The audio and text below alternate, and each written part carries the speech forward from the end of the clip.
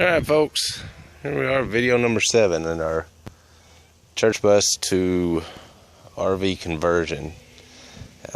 Something I didn't mention in the first video, and I should have, is the whole point of this, at least for us, is to number one, have a way to go on vacation and take our little puppy dogs with us. They're all scattered around the yard. But the other part of it was to be able to have an RV that's laid out how we want it to be laid out, and not just packed full of table, chairs, couch, bed here, bed there, kitchen, shower. We didn't need or don't want all that. So part of it was being able to do this and have it laid out how we want it laid out, which is really pretty much just open space is the big part of that. The other reason we're doing it this way with the conversion of a cheap bus is because we're cheap and or don't have a whole lot of money, whichever way you want to put it. So keep that in mind as you watch the rest of this video, the next, who knows, 2, 3, 4 videos that I do. And if and when you go back and watch other videos, previous videos, this is being done on a very tight budget. To this point, with what we've done and what we have materials to do, we've spent well under $1,000. And I think I mentioned in the first video, we also got the bus for really, really cheap. So it's a budget project. Just keep that in mind, especially if it's part of the reason you're watching the videos, is to see if you can do it, want to do it, and see how cheaply you can do it. We've got the bus for $6,900 right now. We've got probably in the neighborhood of about $800 put into it, with maybe another $100 worth of materials to put into it. And part of that is we shop cheap. We look and find deals and sales and that kind of thing. And part of it is just not putting all the fancy doodads everywhere all in it. So anyway, just another quick update. Number one thing, we have the paint job finally completed. I absolutely love it.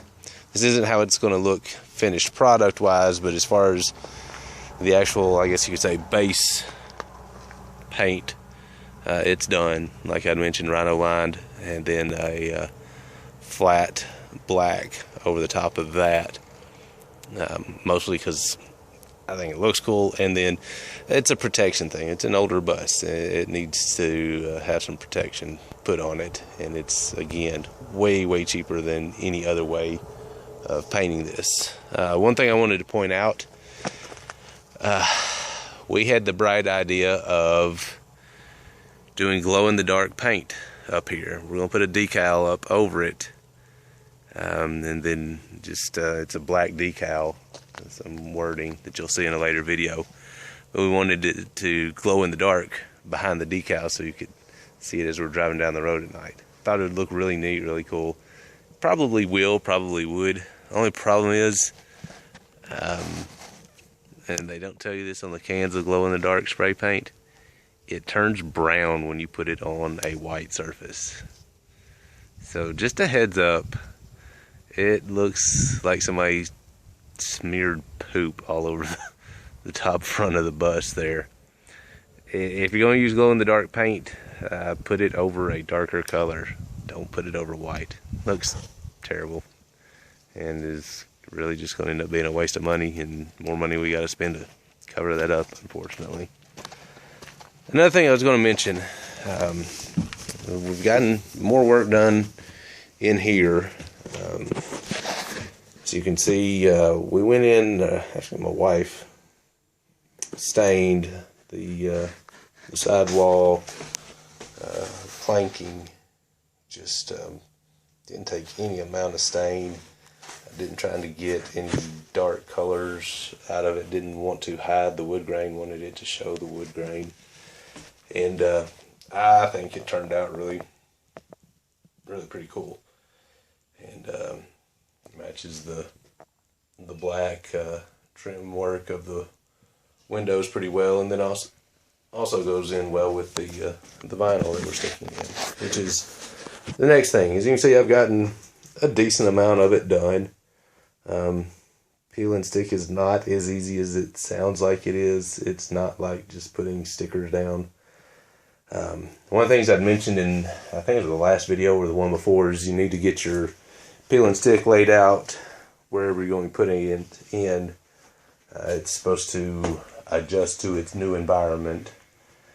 And honestly, I don't know how much of that's true.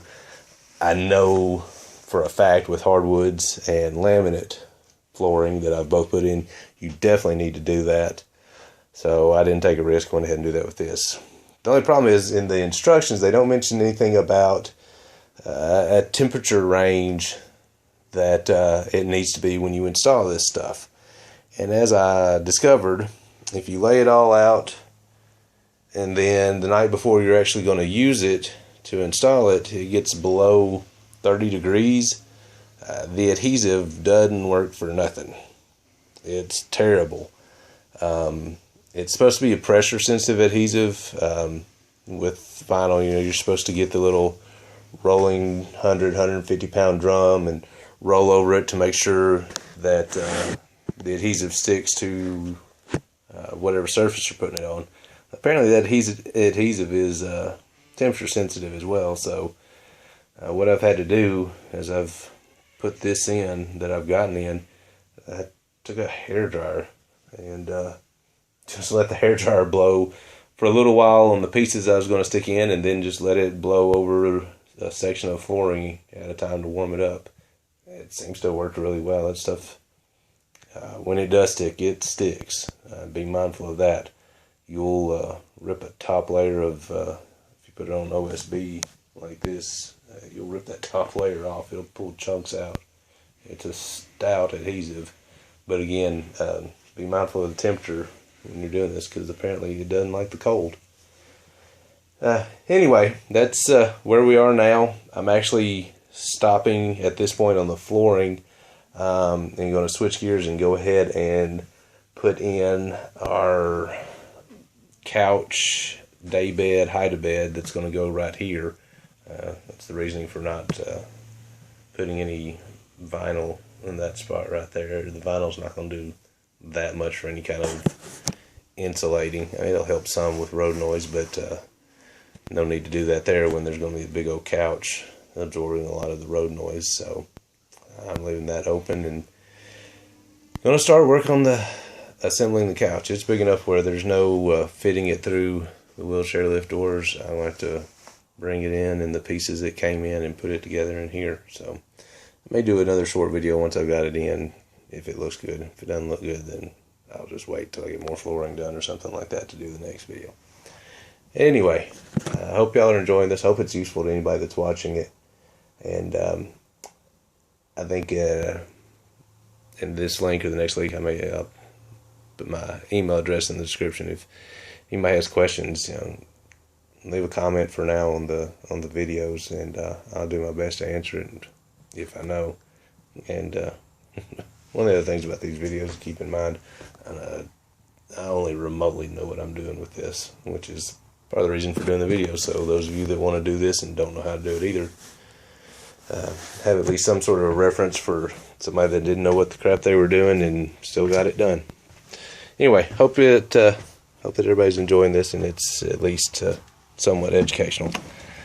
And until the next video, good luck if you're working on this.